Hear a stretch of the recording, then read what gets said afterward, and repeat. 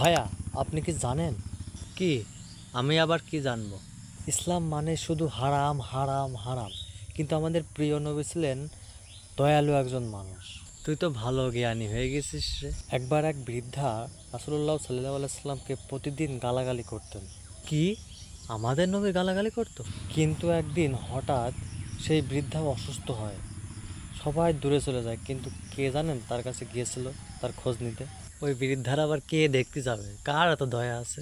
আমাদের নবীজি সাল্লাল্লাহু আলাইহি সাল্লাম তাকে দেখতে গিয়েছিলেন এবং বলেছিলেন, কেমন আছেন আম্মা? আমাদের নবীজি দয়ালু তো। বৃদ্ধা কেঁদে ফেললেন এবং বললেন, তুমি যে আসলে নবী আজ জানতে পারলাম। তাই আপনারা শুনুন, ইসলাম মানে শুধু নামাজ রোজা না।